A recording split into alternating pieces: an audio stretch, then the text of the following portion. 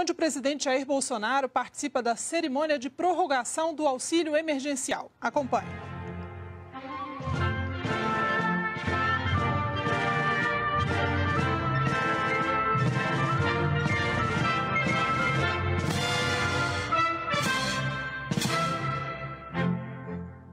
Ouviram no Ipiranga as margens plácidas de um povo heróico, bravo, retumbante. Do sol da liberdade em raios fúlgidos brilhou no céu da pátria nesse instante. Se empenhou nessa igualdade, conseguimos conquistar com braço forte. Em preceito, com liberdade, desafia o nosso peito à própria morte. A pátria amada, idolatrada, salve, salve. Brasil, um sonho intenso, raio vívido, de amor e de esperança, terra desce.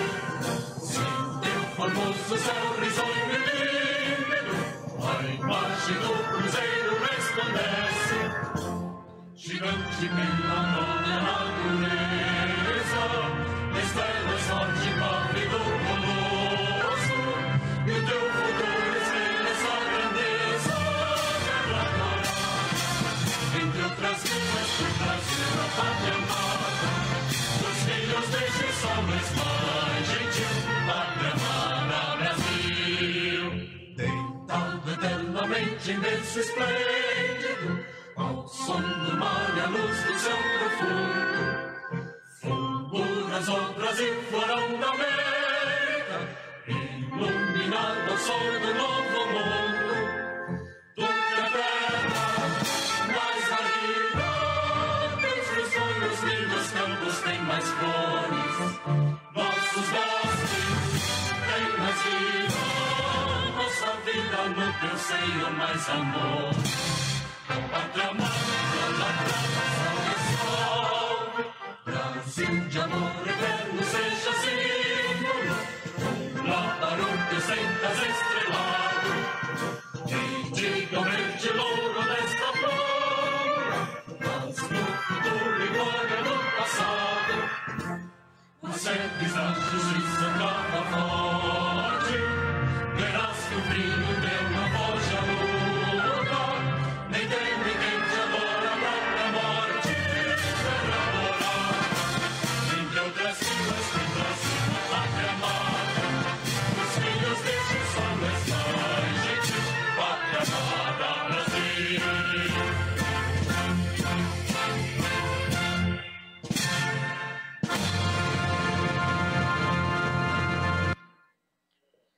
Pedimos que tomem seus assentos.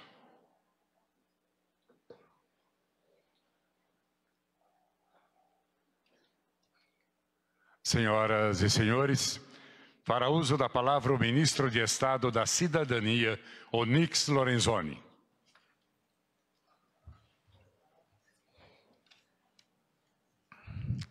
Senhor presidente Jair Bolsonaro,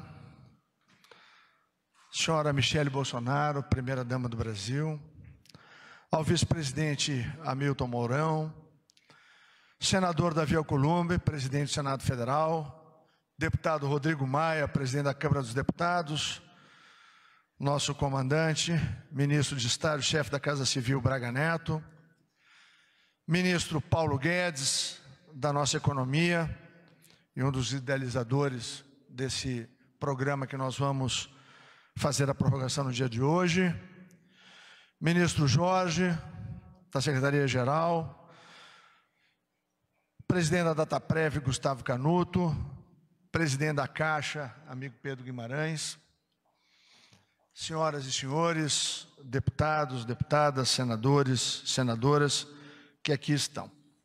Quero começar, presidente, com Mateus 25. Pois eu tive fome e vocês me deram de comer. Tive sede e vocês me deram de beber. Fui estrangeiro e vocês me acolheram. Necessitei de roupas e vocês me vestiram. Estive enfermo e vocês cuidaram de mim. Estive preso e vocês me visitaram.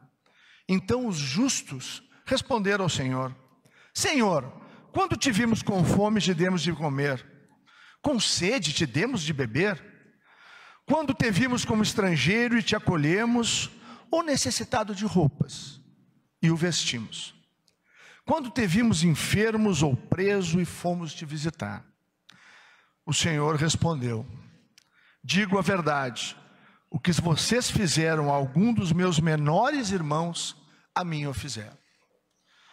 Presidente, o auxílio emergencial só foi possível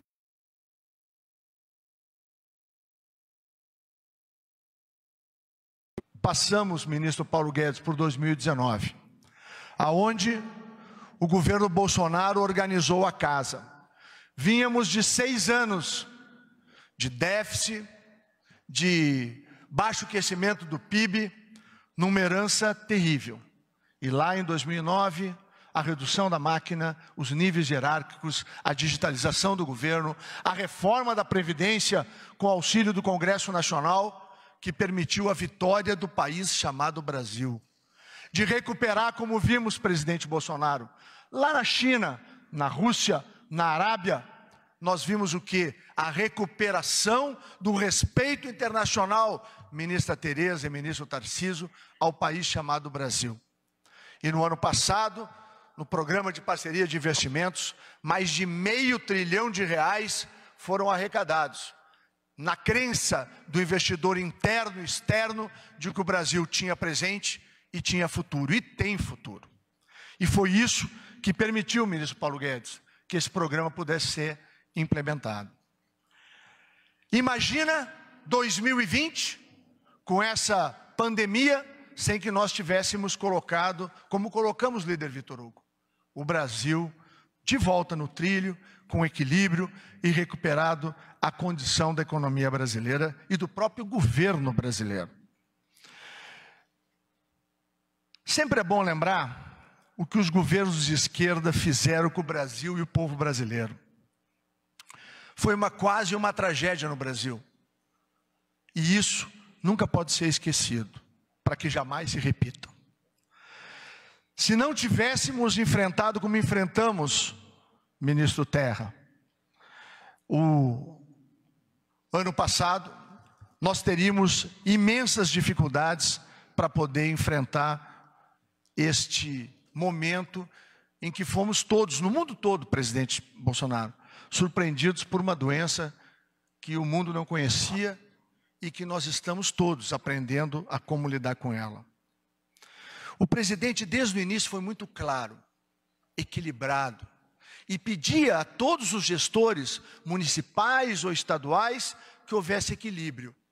E não faltaram, líder Baleia, recursos para a saúde brasileira, general Pazuello, para ter o SUS em boas condições, os estados atendidos, os municípios com recursos para poder enfrentar a pandemia e preservar a saúde dos brasileiros. Por outro lado, a rede que se estendeu, ministro André, é uma rede de proteção que atingiu 65 milhões de brasileiros. Governos anteriores construíram, é verdade, o cadastro único e diziam que lá estavam todos os vulneráveis do Brasil. Ao longo do tempo se perderam e transformaram programas que eram para ser de sustentação e promoção da vida e das famílias em pescaria eleitoral. Quero informar, ministro Paulo Guedes, que 25 milhões de brasileiros, presidente Pedro, foram encontrados como invisíveis ou informais, que jamais estiveram em qualquer cadastro de qualquer governo, em qualquer época. São aqueles, presidente, que o senhor teve a coragem, como líder, de ir lá na Ceilândia, e em Taguatinga, para ver o que eles estavam sentindo. E o lugar do líder, presidente, é onde o seu povo está. Por isso que eu defendo, respeito e, acima de tudo, falo em todos os espaços possíveis. O líder tem que estar onde o povo está. E o presidente Bolsonaro, esse tipo de presidente, esse tipo de líder, ele está onde o povo que confia nele está. E lá, o presidente Bolsonaro, ministro Paulo Guedes, como o senhor, para fazer justiça, sempre falaram dos invisíveis e dos informais. São aqueles que trabalham de dia para levar alimento para sua casa de noite. E essas pessoas precisam sim da atividade econômica nas cidades, porque vivem dela. O que o presidente sempre pediu, e foi agredido por isto, é que houvesse o equilíbrio entre cuidado com a saúde, a preservação da vida, a atenção aos grupos mais vulneráveis, presidente Gustavo.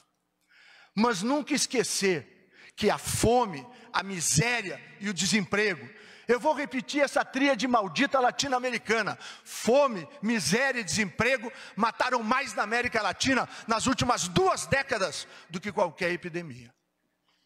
E era isso. Com o seu grande coração, presidente, com a sua bondade, mas com a sua determinada paixão pelo povo brasileiro, que o senhor de maneira irresignada enfrentou a tudo e a todos, para chamar a atenção que o país Brasil precisava de equilíbrio entre a saúde e o presente e o futuro das pessoas e das famílias. Chegamos a 65 milhões de pessoas, estamos aqui para anunciar pelo presidente que, cumprindo o que o Congresso Nacional nos determinou, presidente senador Davi Alcolumbre do Congresso Nacional, de que poderia o Poder Executivo, por ato do Poder Executivo, prorrogar as 3 parcelas emergenciais, e é o que o presidente, senhora Michele, está fazendo hoje, para garantir por mais 2 meses a continuidade de um programa que foi essa grande rede de proteção que permitiu, junto com o BEM, que é o benefício emergencial para aqueles que têm contrato de trabalho, que nós preservássemos, Bianco, mais de 10 milhões de empregos formais e, ao mesmo tempo, estendêssemos essa rede de proteção a 65 milhões de brasileiros. Eu concluo aqui, presidente, falando algo muito relevante, porque, como sempre, a extrema imprensa noticia os problemas, e é importante que faça assim. Nós somos humanos, reconhecemos com humildade que temos que trabalhar mais e mais e mais e melhor, e vamos a cada parcela que nós vamos mandando para a Caixa, que nós vamos fazendo a conciliação junto com a Dataprev, nós vamos melhorando os nossos processos. E é importante dizer, até porque o TCU vota amanhã uma primeira análise feita do auxílio emergencial. A CGU, a Controladoria Geral da União, ministro Wagner, fez uma análise em 30 milhões de benefícios concedidos, encontrou 160 mil desconformidades, que é o grande guarda-chuva, presidente, para a falha, para o erro ou para a fraude. Os americanos, o sistema de pensão americanos, que paga quase 80 milhões de pensões ao mês, eles levaram 3 décadas para construir um sistema que é considerado o mais seguro do mundo, doutor Bianco. E eles aceitam como 0,82 as inconformidades, pois o número que foi encontrado no pareamento com a nossa CGU foi de 0,5, presidente. O Brasil construiu um case, o presidente Pedro sempre lembra isso, em rapidez, velocidade, alcance e segurança. Temos falhas? Temos sim, mas como o senhor sempre nos determina, com humildade e com trabalho, a gente trabalha mais do que fala, mas tem momentos como esse, que é importante lembrar sim o esforço feito pela Dataprev, o esforço feito pela Caixa, o esforço feito pelos Correios, que está nos ajudando com aqueles que fazem hoje, que não têm acesso ao meio digital, fazem o requerimento assistido pelos funcionários do Correio. E quero fazer um agradecimento também à Defensoria Pública da União, porque nós estamos hoje fazendo a contestação através de toda a estrutura da Defensoria Pública da União para que o auxílio emergencial chegue a todos. Por fim, o meu agradecimento ao empenho das equipes da Dataprev, da Caixa Federal, dos Correios, da Economia. Agradecer muito, Bianco, ao doutor Guaraniz, a todo o time comandado pelo ministro Paulo Guedes, da dedicação e do desvelo para que aqui nós tivéssemos. Agradecer muito o ministro Jorge pela parceria de todos os momentos. A equipe da SAGE foi incansável para nós que pudéssemos estar dando mais esse passo. E por fim, presidente, fica aqui o registro de que a sua determinação, o seu amor pelo Brasil, e a frase com que o senhor nos comanda nesse programa é: ninguém fica para trás. E o que a gente pode dizer, com a cabeça erguida, com o coração em Deus, de que nenhum brasileiro e brasileira fica para trás quando o presidente dessa nação é Bolsonaro. E obrigado, meu Deus, por ter permitido que neste momento estivesse para enfrentar esta doença, nessa quadra importante da vida brasileira, um homem, um ser temente a Deus e um soldado eternamente apaixonado pelo seu país e que se dedica de corpo e alma a fazer as mudanças que esse país espera, torce e precisa. Obrigado, presidente Jair Bolsonaro.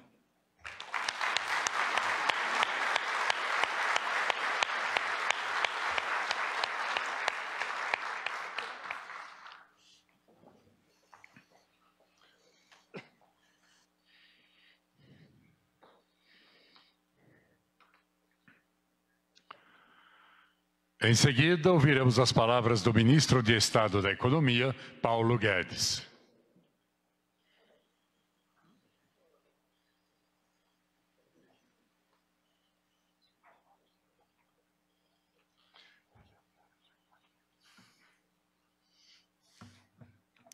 Boa tarde a todos. Um agradecimento ao presidente, que, quando disse que nenhum brasileiro podia ficar para trás, especificamente mencionou todos esses brasileiros invisíveis que nós fomos buscar. Então, tanto o presidente quanto a primeira-dama sempre com um coração grande e querendo ajudar os menos favorecidos. Depois, um agradecimento também ao presidente da Câmara, presidente do Senado, que nos ajudaram a formular o programa emergencial, a PEC de guerra, primeiro, que possibilitou o avanço dos recursos numa margem constitucional. Quando tomamos conhecimento da pandemia, dia 11 de março, ela foi declarada oficialmente pandemia, soubemos juntos praticamente lá dentro do Congresso, quando um ex-ministro mencionou que o que era uma hipótese era, na verdade, agora um fato. E imediatamente saímos do próprio Congresso naquela noite com 5 bilhões para começar o combate. O próprio Congresso entendeu que um dinheiro que estava objeto de uma disputa política deveria ser já canalizado através do Ministério da Saúde para o combate à pandemia. 2 semanas depois, liberamos 200 bilhões de reais de compulsório, mais 100 bilhões de linhas na Caixa Econômica Federal, 50 bilhões no BNDES, perfazendo 350 bilhões, antecipamos benefícios de aposentados e pensionistas, postergamos pagamento de simples, postergamos recolhimento de FGTS e tínhamos atingido praticamente R$500 bilhão em 3, 4 semanas. Quando o Supremo nos deu, um ministro, numa liminar, nos deu um sinal de avanço e depois fomos cobertos juridicamente e entramos no espaço constitucional, graças à PEC de guerra, com o presidente Rodrigo Maia e depois chancelada também no Senado pelo senador Alcolumbre. E avançamos mais R$500 bilhão, já passamos de R$1 trilhão, somos o país emergente que gastou a média, o dobro da média dos outros emergentes e 10% acima da média dos avançados. Portanto, demais ministros, vice-presidente Mourão, todos os brasileiros devem saber que nós realmente não podemos ser acusados de omissão, de ficarmos para trás, de não termos nos envolvido no combate.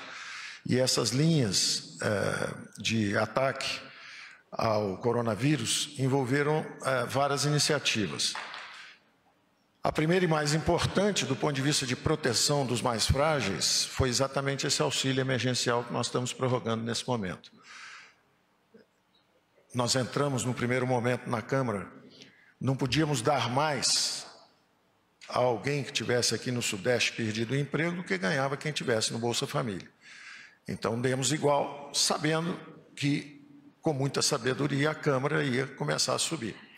E subiu, foi até 500, quando então o próprio líder do governo ligou para o presidente, me perguntaram se dava para ir para 600, porque o presidente queria avançar mais ainda. E nós dissemos sim, graças à PEC, que permite que isso saia do teto de gastos e que seja algo emergencial.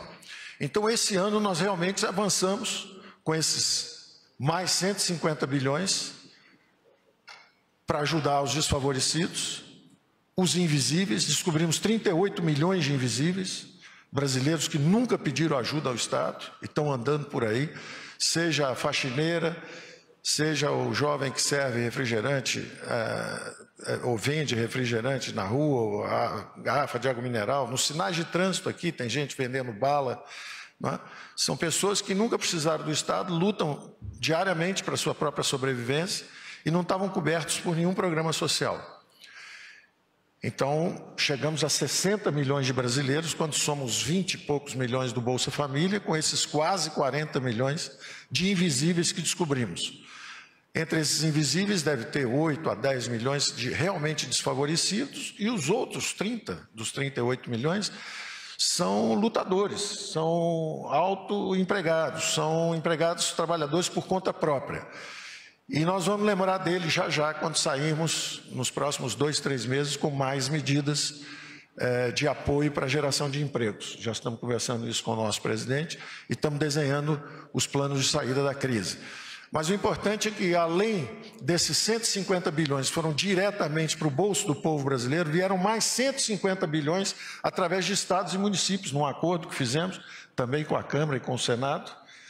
E esses recursos foram transferidos. Num primeiro momento, 8 bilhões transferidos fundo a fundo, quer dizer, do Fundo Nacional de Saúde diretamente para estados e municípios, depois mais 2 bilhões para o Sistema Único de Assistência Social, depois mais 16 bilhões do Fundo de Participação de Estados e Municípios, quer dizer, recursos que, apesar da nossa receita ter desabado, nós mantivemos o nível de transferência de recursos para estados e municípios. E assim por diante, rolagem de dívida, de juros e principal, que venciam com bancos públicos, com a União, quer dizer, todo o apoio que nós podíamos dar, sem comprometer a criação de uma nova Lei Candir, pela qual nós nos obrigássemos a pagar. E se a pandemia durasse 1 ano, 2 anos, 3 anos? Se o Brasil caísse em L e ficasse numa profunda depressão, a União não poderia se responsabilizar pela queda do ICMS e do ISS, 5 mil municípios, mais 26 estados e o Distrito Federal. Teria sido uma irresponsabilidade financeira nossa e teria sido também um incentivo perverso. Então, nós conseguimos o acordo com a Câmara e com o Senado justamente para fazer esse outro programa que chegou a 150 bilhões para estados e municípios. Então, 500 infraconstitucionais, mais 300 bilhões já no espaço constitucional, 800. Um programa de 51 bilhões, que foi o programa do nosso secretário Bianco, que é a preservação de emprego, foi citado aqui, um programa extraordinariamente bem sucedido e relativamente barato, dentro dessa chuva de recursos que foi a necessidade de enfrentar o coronavírus. Um programa pelo qual, se você mantém o emprego, renegocia o salário, a União entra e suplementa uma parte dessa redução salarial. Com isso, nós preservamos 10 milhões de empregos no momento em que, nos Estados Unidos, um país mais avançado e mais rico, 30 milhões de empregos foram destruídos. 30 milhões de pessoas foram demitidas lá, enquanto aqui nós preservamos 10 milhões e o desemprego aberto no setor formal foi de pouco mais de 1 milhão. Então, foi um programa extraordinariamente bem sucedido. Lançamos também as linhas de crédito para pagamento de capital de giro de empresas que mantivessem o emprego. A necessidade de capital de giro triplicou, quadruplicou nesse período, porque interromperam-se os pagamentos. Então, por mais que surgisse, por mais que os programas expandissem crédito, há ainda até hoje uma insatisfação e um senso de desempenho insatisfatório da nossa parte também. Nós não estamos satisfeitos ao ouvir que o dinheiro não chegou na ponta ainda. Então, nós seguimos criando programas de crédito adicionais. Lançamos um programa em que a Receita Federal, pela primeira vez, chamou 3 milhões e 200 mil brasileiros, empresários simples, que pagam um imposto simples.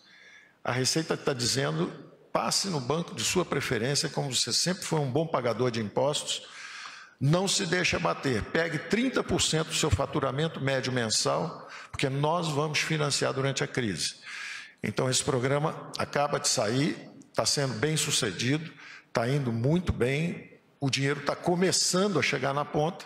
Além disso, lançamos também o FGI, que é um outro programa de 20 bilhões, esse primeiro que eu falei é de 15,9 bilhões, lançamos um outro de 20 bilhões agora para pequenas e médias empresas. O primeiro é para microempresas e pequenas empresas, esse outro é para pequenas e médias empresas. Então nós fazemos, e agora, semana passada, o presidente do Banco Central pegou um dinheiro esterilizado, que vinha de créditos tributários antigos, e em vez desse dinheiro ficar esterilizado, ele pode ser posto em circulação, desde que endereçado justamente aos pequenos e médios. Então, ou o dinheiro fica esterilizado, sem retorno para o banco, ou ele pode pegar aquilo desde que ele coloque nas pequenas e médias. São mais 100 bilhões potencialmente que vem por aí. Então, nós estamos fazendo o que é possível. Evidente que nós saímos do trilho. Nós estávamos no trilho das reformas, começando a decolar em janeiro, fevereiro. As arrecadações estavam 20% acima do previsto, e o previsto tinha um crescimento de 2,4%. Então, nós estávamos bem acima disso no primeiro bimestre, quando fomos atingidos. Mas nós não desanimamos ou desistimos, isso só nos revigora. O espírito de luta e determinação do presidente nos inspira, e quando acuados nós avançamos.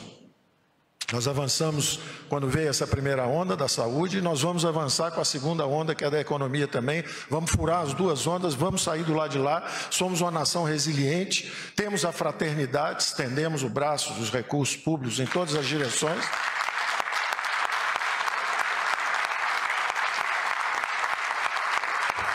O nosso déficit, como proporção do PIB, vai para 15, 16, 17. Não interessa. Como o presidente disse, não vão faltar recursos para a saúde. Agora, interessa muito o ano que vem. Esse ano foi um ano de despesas extraordinárias. Não há problema. Os mercados compreendem quando há um momento extraordinário e você tem que fazer coisas extraordinárias. Então, o fato de você gastar muito esse ano não quer dizer que nós saímos do nosso trilho. Quer dizer apenas que nós fomos derrubados, estamos tontos, estamos no meio do tiroteio, da fumaça, mas temos a bússola na mão, vamos nos levantar e vamos voltar para o curso. Então, as medidas principais que nós tínhamos que tomar do ponto de vista de defesa das finanças de um Estado que gastava muito e gastava mal, nós avançamos em boa medida. A reforma da Previdência, eram 750 bilhões e crescendo 50, 60 bilhões todo ano, era a primeira torre desse inimigo a ser derrubada. Esse inimigo é o descontrole dos gastos públicos. Nós derrubamos a primeira torre. A segunda eram os gastos com juros, o paraíso dos rentistas. Acabou esse paraíso. 80 bilhões de dólares deixaram o país, porque para ganhar 2,2% ao ano, correndo o risco do dólar subir um pouquinho e você perder, já vão tarde. Não é o capital especulativo que nos serve. Nós queremos os investimentos diretos, nós queremos recursos que virão para mineração, petróleo, gás natural, cabotagem, e os recursos que virão agora. O Brasil vai surpreender ao mundo. Esses 2 ou 3 meses, o Congresso está funcionando. O presidente da Câmara, o presidente do Senado estão trabalhando de manhã, de tarde e noite. Quero agradecer a aprovação do saneamento. Era um projeto que estava andando também há muito tempo. 100 milhões de brasileiros estavam sem esgoto, estão sem esgoto. 35 milhões de brasileiros sem águas para lavar as mãos. Poderiam estar enfrentando melhor também a pandemia se tivessem os recursos. Então, a aprovação, agradecendo novamente ao senador Davi, ao senador Tasso Gereissati, que estava com isso lá, 1 ano atrás começamos a trabalhar juntos. O Gerson Kelma, que veio e desatou o nó da bacia hidrográfica, porque às vezes o capital privado quer ajudar uma cidade, mas não quer uma pequena cidade que dá prejuízo logo ao lado. Então, com a solução de bacia hidrográfica, você tem que se responsabilizar por toda a região. E com essa solução nós conseguimos avançar mais ainda. Isso foi um esforço também da nossa equipe, da equipe do Senado.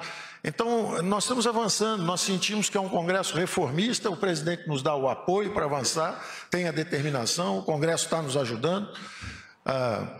O Supremo definiu naquele problema de venda de subsidiárias e matrizes das empresas. Agora o território está definido. Então, os próximos 2, 3 meses são de uma coluna de social, que nós saudamos exatamente nesse momento, estendendo essa camada de fraternidade por mais, oficialmente, 2 meses de R$600. Isso é o que a lei permite, mas se nós tivermos, inclusive, percepção quanto à possível duração um pouco mais extensa ou não dessa crise, nós podemos perfeitamente pegar os 2 pagamentos de 600, mas fasear de uma forma que você cubra 3 meses. É mais inteligente. E atendamos, portanto, estávamos em 600, podemos fazer um pagamento de 500 no início do mês, 100 no final do mês, com logo 300 logo depois, ou seja, fica uma prestação de 500, outra de 400 logo depois e outra no fim do mês de 300. Você acaba cobrindo 3 meses com 500, 400, 300. Esse era o desejo do presidente, o pensamento que o presidente teve. Ficamos com poucos recursos, mas temos que estender isso ao máximo, cobrir o máximo de período. Cobrir o máximo. Se tivéssemos com R$200, podíamos cobrir 1 ano. Com 600, é o triplo do benefício, com o triplo da base. Porque nós entramos nisso pensando aí em 20 milhões de invisíveis, 30 milhões de invisíveis, e acabamos passando de 20 e poucos, que era o público do Bolsa Família. Quando estendemos ao Bolsa Família, nós fomos para 64 milhões de brasileiros. Então são 3 vezes mais brasileiros com 3 vezes mais recursos. Então isso pressionou brutalmente o nosso orçamento. Mesmo assim, nós seguimos em frente e vamos estender. E o presidente pensando numa aterrissagem inteligente. 500, estamos em 600, 500, 400, 300 e aterrissamos então no Renda Brasil. O Bolsa Família foi uma fusão de 3 ou 4 programas. Tinha o Bolsa Escola, tinha 2 ou 3 programas sociais que foram focalizados nos mais pobres e aprofundados. Ora, podemos fazer o mesmo, vamos focalizar 2 ou 3 programas e criar a renda de cidadania, o Renda Brasil, acima desse nível que está aí. E, ao mesmo tempo, vamos criar o Verde e Amarelo. O Verde e Amarelo são esses 30 milhões de brasileiros que estão por aí rodando, que só querem o direito de trabalhar sem serem impedidos pelo governo. Porque quando você coloca muitos impostos sobre folha de pagamentos, o que acontece é o desemprego em massa. Então, nós estamos fazendo, na verdade, é criar um universo onde nós vamos dignificar o trabalho, criar uma rampa de ascensão social. Qualquer brasileiro que cair, recebe o Renda Brasil. Mas ele tem o direito de se levantar e começar a trabalhar a qualquer salário que ele consiga e até chegar de novo à CLT. Hoje tem a CLT, que é o céu para alguns, mas com muito desemprego, e tem esse inferno do anonimato. Então, nós estamos pensando em imposto de renda negativo, estamos pensando em crédito para microempreendedores, nós estamos pensando numa série de coisas que certamente trabalharemos junto com a Câmara e com o Senado. Já estamos conversando com o presidente da República, ele analisa e fala, isso aqui sim, isso aqui não, isso aqui sim. Estamos analisando isso nos espera 2, 3 meses à frente. O que fazemos enquanto isso, nesses próximos 2, 3 meses? Além dessa coluna social que nós estamos construindo, emprego e renda, emprego e renda.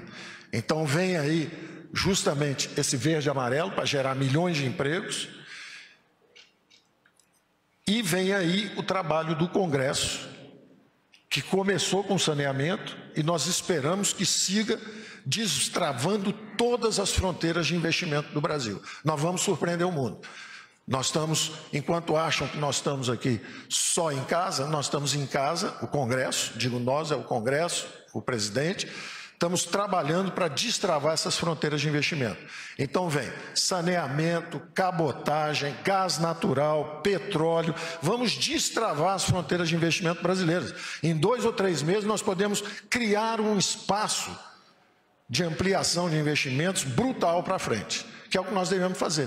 Vamos aproveitar esses 2, 3 meses e transformar o ambiente regulatório brasileiro. eu tenho certeza que a nossa saída da crise vai ser muito mais rápida se tiver desbloqueado esse horizonte de investimentos. Então, essa tem sido nossas conversas com o presidente, com o Senado, com a Câmara de Deputados.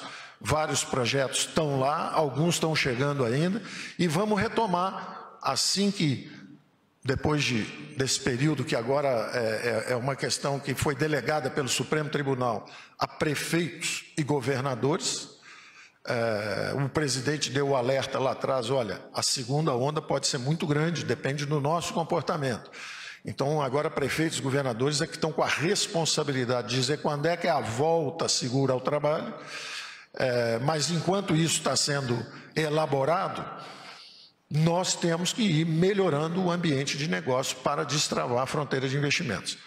Então, eu acho que em 2 ou 3 meses nós teremos um horizonte bastante claro de se o Brasil vai ficar preso na pandemia e no desemprego e na miséria, como muita gente está dizendo que vai, ou se ele vai sair, como eu acho que vai, mais rápido e surpreendendo outros países que estão gastando menos do que nós gastamos, como percentagem do PIB. Talvez só os americanos tenham gasto mais do que nós, porque somos a nação mais forte do mundo. Então, nós nos esforçamos bastante, mas o mais importante é que nós temos o compromisso de, no ano que vem, nós estamos de volta ao nosso caminho de austeridade, no sentido de responsabilidade pelas contas públicas. É isso que permite que os juros fiquem lá embaixo, em 2%, é isso que vai permitir, com juros baixos, impostos sendo simplificados e descendo, como faremos na reforma tributária, que o presidente da Câmara também tem sugerido que avancemos o mais rápido possível. Com essas reformas, os juros continuam lá embaixo, o horizonte de investimento está destravado, o Brasil que em nenhum momento apagou seus sinais vitais. Eu vou dar alguns dados que são simples indicações, eu não quero vender ilusões para frente. O que a gente pode prometer é muito trabalho, muita resiliência e luta até o final. Nós não podemos garantir o resultado final, mas nós sabemos que nós vamos correr até o jogo acabar e correr o máximo possível. E achamos que vamos ganhar, porque os dados que começam a surgir agora são de que o fundo do poço foi em abril, o fundo do poço econômico. O secretário da Receita me dizia que as notas fiscais eletrônicas entre empresas estão, esse mês de junho, acima de junho do ano passado, o que é absolutamente surpreendente para nós. Eu fico até com medo, porque a última vez que ele me falou isso foi quando acabou o bimestre, e ele falou, olha, nós estamos 20% acima. Eu celebrei e logo depois chegou o meteoro. Então, quando ele chegou ontem, ele falou, está indo muito bem. Eu falei, não fala mais nada não, deixa, vamos esperar, porque eu fico com medo de ser boa demais a notícia. Da mesma forma, me dizia o ministro Bento que o consumo de energia está só 4% abaixo do mesmo mês do ano passado, certo, ministro? Então, são anedóticos ainda, um sinal aqui, um sinal ali, mas mostrando que o Brasil está com os sinais vitais ligados. A super safra da ministra Tereza, o trânsito livre nas estradas do ministro Tarcísio, a safra chegou, a comida está lá, os brasileiros têm os recursos, a massa salarial brasileira subiu, isso é algo que nós podemos falar, presidente. Desabaram as atividades, 38 milhões de pessoas foram para casa recebendo auxílio emergencial, mas a massa salarial subiu. Então, apesar da queda nos salários, apesar da queda no emprego, o auxílio emergencial foi tão potente que a massa salarial subiu. Ou seja, o Brasil está respirando, está só hibernando, é o urso hibernando. Quando ele sair, vai sair para caçar de novo, vai sair forte. Então não podemos desanimar, vamos manter o ritmo de trabalho, vamos acelerar as reformas, o que era necessário fazer antes ficou mais urgente ainda, como saída da crise. Então eu agradeço a todos.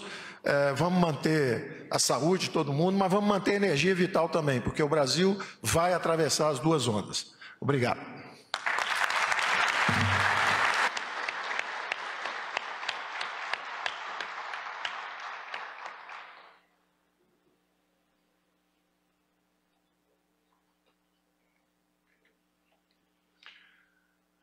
Senhoras e senhores, neste momento o presidente da República assina decreto que altera o regulamento da Previdência Social.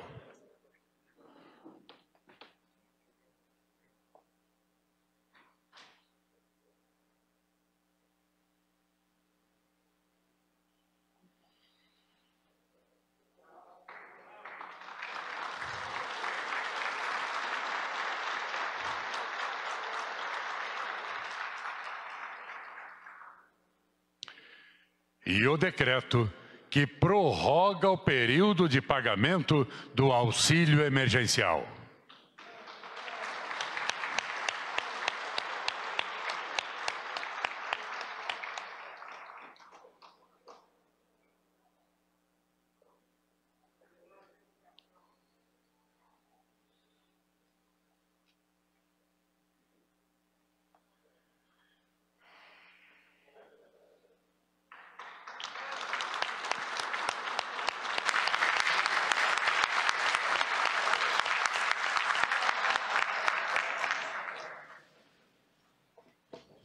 Senhoras e senhores, com a palavra, o presidente da República, Jair Bolsonaro.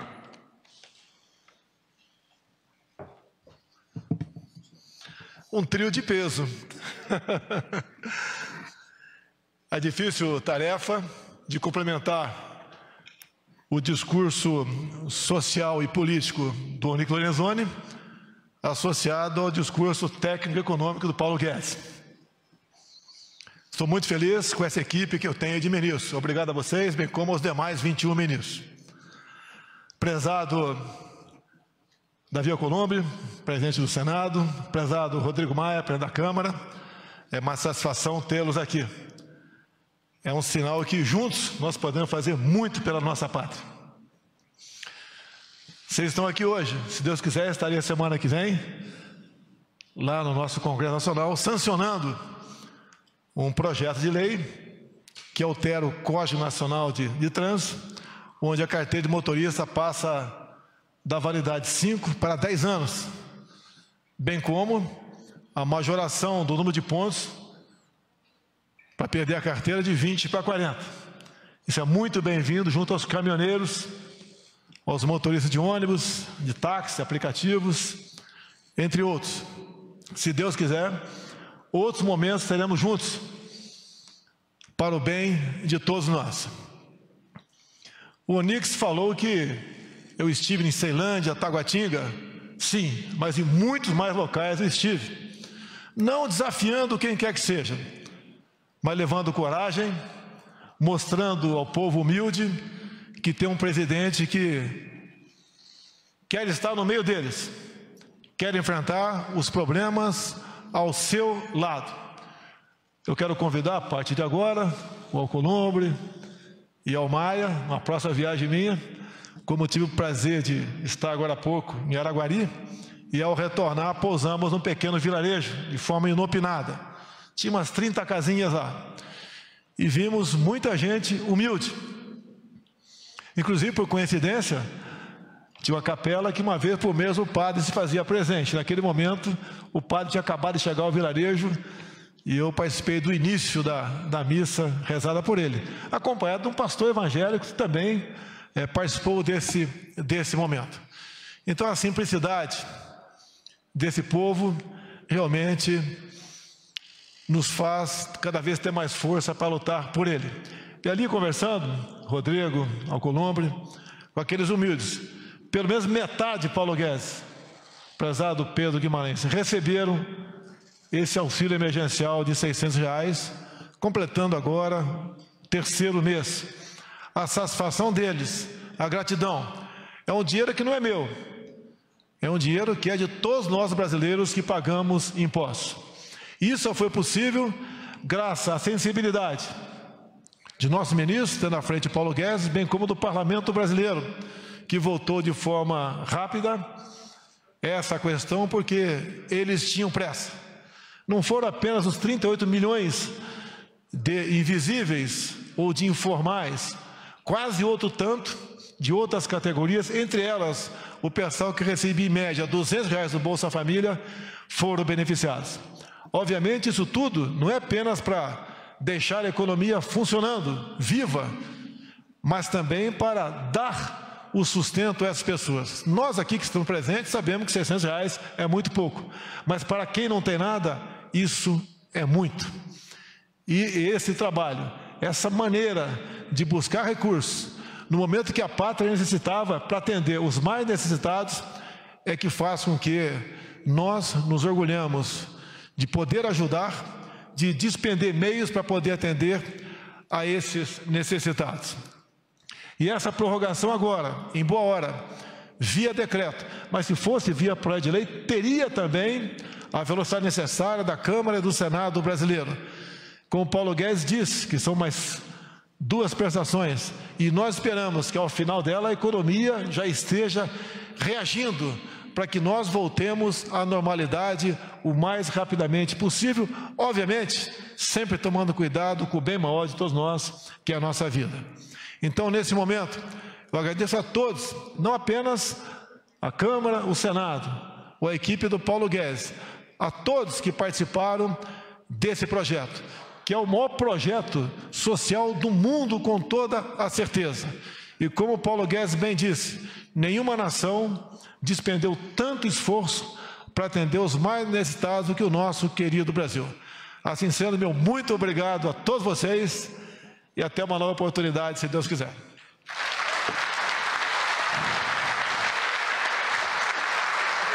Está encerrada esta cerimônia.